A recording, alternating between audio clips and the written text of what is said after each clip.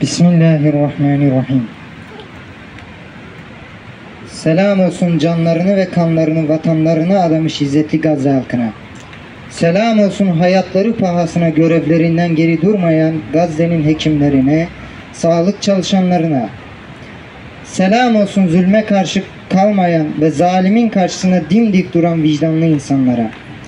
Türkiye'deki hekimler, sağlık çalışanları olarak sessiz yürüyüşümüzün 44. haftasında Gazze'yi bir kez daha hatırlamak ve hatırlatmak için bir araya geldik.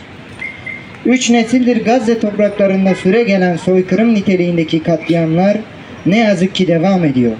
Kuşaktan kuşağa taşınan kan, gözyaşı, cesaret ve fedakarlıkla Gazze halkı vatanseverliğin ve onurun simgesi olmuştur.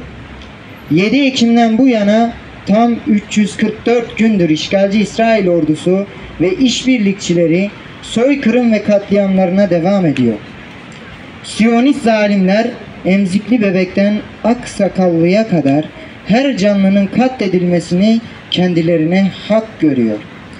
Ekranlarda kaydedilen yavruların görüntüleri vicdan taşıyan herkesin yüreğinde bir acı olarak yer alırken İsrail'in barbarlığını dünyaya ilan etmiş olmaktadır. Ancak şunu bilmelidir ki gayrimeşru işgalcilerin meşru müdafaa hakkı yoktur.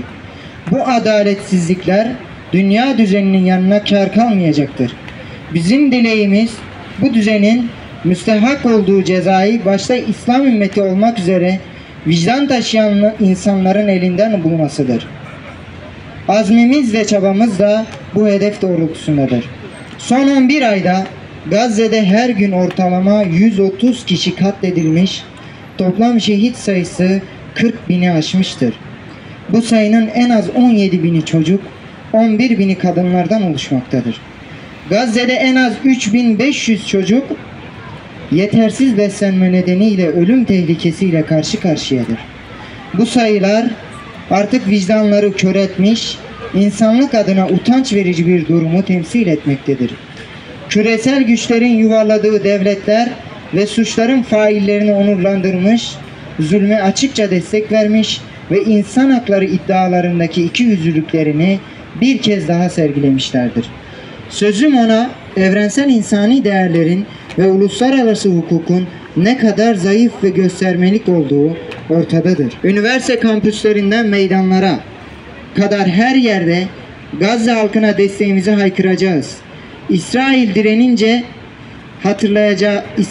denince hatırlayacağımız katledilen bebekler, çocuklar, kadınlar ve bombalarla yok edilmeye çalışan insanlık akıllara gelecek ve bu her daim bunu yapanlara, destek olanlara lanet edeceğiz. Bakın tarihin çöplüğünde firavunlar, nemrutlar, zalim hükümdarlar, diktatörler ellerinde mazlumların kanlarıyla geberip gittiler. Azap çektikleri günü bekliyorlar. Biz de beklemekteyiz. Tarafımız mazlumlar, düşmanımız zalimlerdir. Zulme karşı durmak ve hakkı haykırmak bu dünyada evlatlarımıza bırakabileceğimiz en şerefli mirastır. Zulme karşı sessiz ve hareketsiz kalanlar şunu bilmelidirler. Onlar da bu zulme ortaktırlar. Küresel güçlerin bu zulüm düzenine karşı çıkarken bir yandan da yaşadığımız ülkede Gazze ile ilgili yapabilecekler konusunda hassasiyet gösterilmesini ve adımlar atılmasını beklemekteyiz. Ülkemizden ve ülkemiz üzerinden bir iğne ucunun, bir yudum suyun İsrail'e gitmesine hiçbirimizin gönlü razı olmadığını belirtmek isteriz. Elbet bu günler de geçecek. Hiçbir zulüm ebediyen devam etmeyecektir. Yanık yüreğimizle dua ile Allah'tan yardım dilemek, boykotu hayatımızın her alanına yayarak bir yaşam şekline dönüştürmek ve başta 57 devletin üyesi olduğu İslam İşbirliği Teşkilatı olmak üzere demokrat olduğunu ilan eden devletlere, yerel ve uluslararası sivil topluluk kuruluşlarına sesleniyoruz. Her şey olup bittiğinde yaşarken koruyamadığımız mazlumların ölüsüne yapılacak yardımların bir önemi olacak mı? İnsanlık vicdanı bir an önce ateşkes ortamını sağlamak için bütün gücümüzü kullanmamızı bekliyor. Daha ne bekliyorsunuz?